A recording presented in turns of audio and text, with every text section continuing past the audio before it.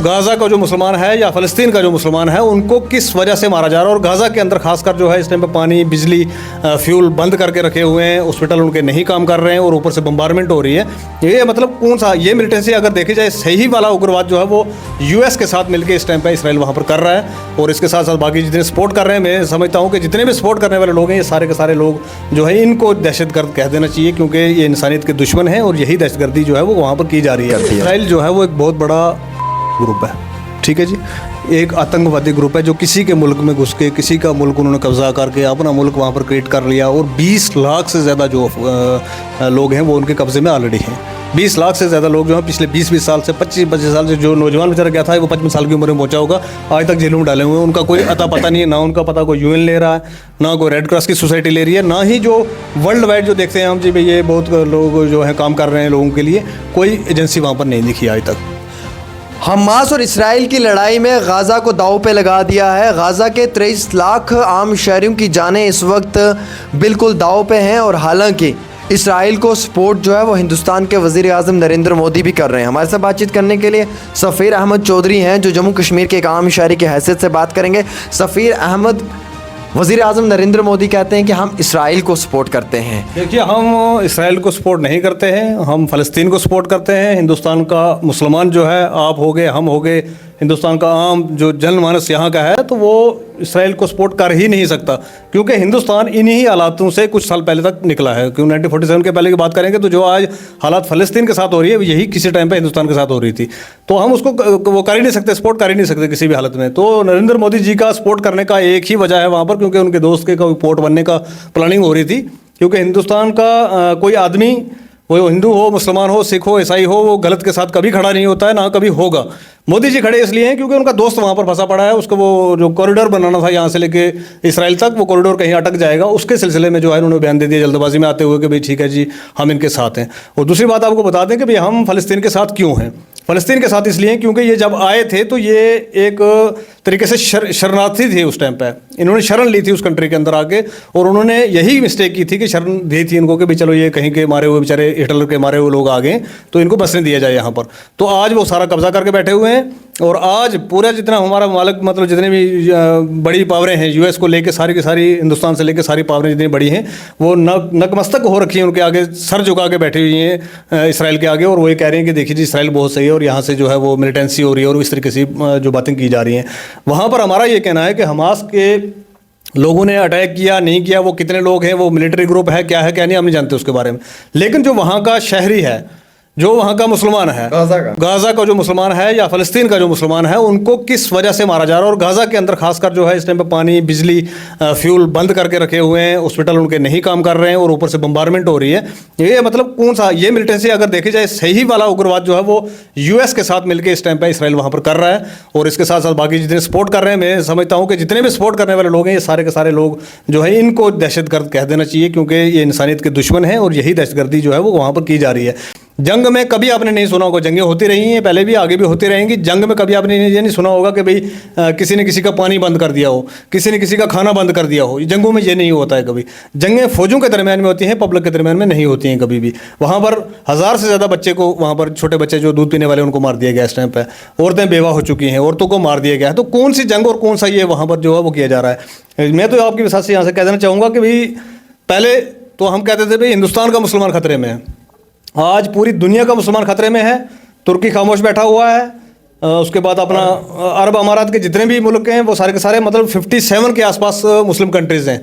कम से कम इनको आवाज़ उठानी चाहिए थी। लेकिन मैं आपकी विश्वास से यहाँ से कह देना चाहता हूँ कि जिस तरीके से आज वहाँ पर इसराइल जो करे जा रहा है फ़लस्तीन के साथ, यही कल को सऊदी अरब के साथ होना है, यही कुवैत के साथ होना है, यही कतर के साथ होना है, और यही उन सभी ममालिक के साथ होना है जो आज चुप करके बैठ के देख रहे हैं। एक एक करके सबकी बारी आएगी, क्योंकि ये एक मिशन शुरू हो गया है कि पूरी दुनिया में से मुसलमानों को मिटा दिया जाए। इसराइल और फ़लस्तीन को लेकर ये भी कहा जा रहा है कुछ लोगों का कि वो फ़लस्तीन जो गुलेल में पत्थर डाल के इसराइल के साथ लड़ाई करता था, आज उस फ़लस्तीन या उस हमास के पास 5000 रॉकेट कहाँ से आ गया है, आज उनके पास टैंकें कहाँ से आ गई हैं। मतलब इतनी जल्दी कैसे कोई ग्रोथ कर सकता है। ऐसा तो नहीं कि इसराइल के साथ हमास मिलकर ये अटैक कर रहा है ताकि वापस जब इसराइल जवाब देगा तो पूरे गाज़ा पे कब्जा कर लेगा। नहीं, देखिए हमास जो है वहाँ का एक मिलिट्री ग्रुप है वहाँ का, एक मिलिट्री ग्रुप है, वो चुनी हुई सरकार है वहाँ की।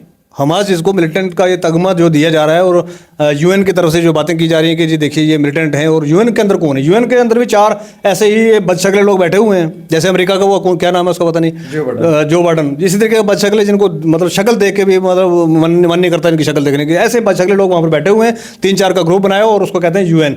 मैं कहता हूँ सबसे बड़ा फेलियर जो है इस टाइम पर वो यूएन का है, कि जिसने वो कह दिया कि भाई देखिए वो अपनी ज़मीन बचाने के लिए, जिन्होंने रहने के लिए जगह दी थी उनको कि भाई आप हमारे पास रह सकते हैं यहाँ पर एज ए शरणार्थी, उन्होंने कब्जा करके फ़लस्तीन को ख़त्म कर दिया है वहाँ पर, और पूरे पे कब्जा करके जो थोड़ा बहुत एरिया बचा हुआ उसके ऊपर भी जो आए कब्जा करने की ताकों में बैठे हुए हैं। और इसको अगर रिटेलेट किया जाए, किसी के घर में भी कोई भी आके घुसेगा तो वो चीखेगा चिल्लाएगा भी नहीं। मैं तो ये समझता हूँ कि जो वहाँ पर हमास ने किया वो सिर्फ चीखना चिल्लाना ही था, उसको मैं अटैक नहीं मानता हूँ, ना कोई इतना बड़ा कोई वो कर पाए। हालांकि हमास ने 1000 जो है वो इसराइल के लोगों को बंदी बनाया हुआ है। वो कहते हैं कि आप हमारे फ़लस्तीन के मुजरिमों को रिहा करेंगे, कैदियों को रिहा करेंगे, तो हम आपके जो इसराइल के कैदी हैं हम इन्हें रिहा करेंगे। लेकिन इसराइल के अब जो वहाँ के हैं प्रेसिडेंट, वो ये कह रहे हैं कि मैं इस बारी इन बंदियों का कोई फिक्र नहीं करूँगा, बल्कि मैं इस जंग को लड़ूंगा। और यूएसए ने तकरीबन जो वो 1 से 1.25 लाख पैरामिलिट्री फोर्सेस ट्रूप्स को भी डिप्लॉय कर दिया। इसराइल जो है वो एक बहुत बड़ा एक आतंकवादी ग्रुप है, जो किसी के मुल्क में घुस के किसी का मुल्क उन्होंने कब्जा करके अपना मुल्क वहाँ पर क्रिएट कर लिया, और 20 लाख से ज़्यादा जो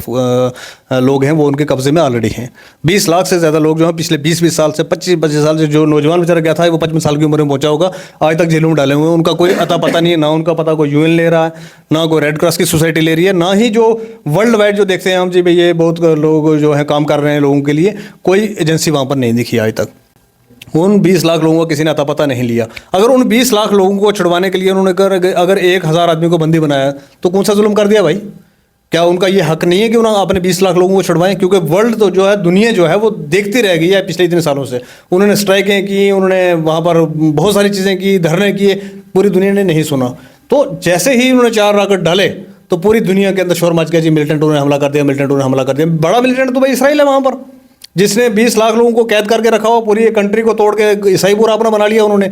और उनके पास छोड़ा क्या है बेचारों के पास? गाजा पट्टी की बात करते हैं, गाजा पट्टी की अगर टोटल विड्थ देखें तो 6 से 8 मील से ज़्यादा नहीं है। यहाँ से लगा लीजिए, यहाँ से अखनूर तक, इतनी उसकी टोटल विड्थ है सारी की सारी। तो उसके अंदर 20 लाख से ज़्यादा जो पब्लिक है वहाँ पर रह रही है इस टाइम पे।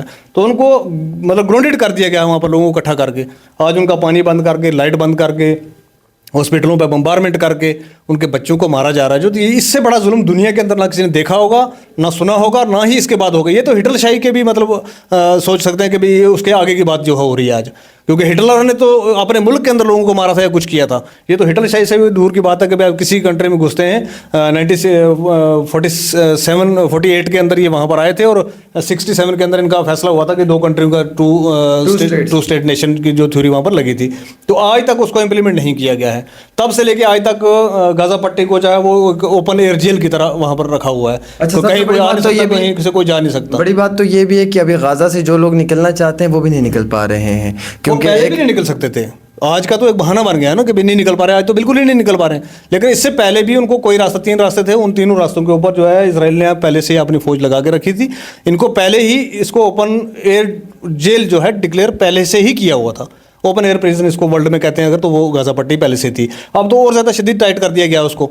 और ये सिर्फ वहाँ पर इसलिए नहीं कि भाई वहाँ पर से इनके ऊपर बम्बारमेंट हुई या इस तरीके से कुछ, ये सिर्फ इसलिए कि वहाँ पर 20 से 25 लाख मुसलमान बच्चे, औरतें, छोटे जो हैं उनको सबको ख़त्म करने के लिए वो किया जा रहा है। आप देख रहे होंगे किसी भी इंटरनेशनल मीडिया के अंदर वहाँ की कोई तस्वीर नहीं दिखाई जा रही है, जबकि आपने वो डुप्लीकेट बना के कि देखिए जी ये बच्चों को मार दिया, औरतों को मार दिया। वो बार बार जो है रिपीटेडली अगर आप टीवी खोलोगे, इंटरनेट पर जाएंगे आप, तो वो चीज़ें मिलेंगी। लेकिन उन 25 लाख मुसलमानों की कोई सुनवाई पूरी दुनिया के अंदर नहीं है, और कोई कहीं उनकी बात जो है करके इस टाइम पर राजी नहीं है। हमारे साथ सफ़ीर अहमद चौधरी साहब हैं, जिन्होंने साफ अल्फाजों में क्लियर किया है कि इसराइल जो है वो फ़लस्तीन के मुसलमानों पर जुल्म कर रहा है, और फ़लस्तीन के तमाम आम शहरियों को जो है वो इस वक्त कैदी बनाया हुआ है। फ़लस्तीन के अंदर हालात ख़राब है, गाज़ा पट्टी को तबाह कर दिया गया है, और ऐसा ही सूरत हाल अगर 48 घंटों तक रहे तो शायद गाज़ा के अंदर कई सारे लोगों की और मौत हो सकती है। बोम्बार्डमेंट साउंड, सायरन की आवाज़ सुनाई दे रही है, और पूरे इलाके के अंदर एक मातम सा छाया हुआ है। हालांकि किसी भी आम शहरी को एक मुकाम से दूसरे मुकाम पर जाना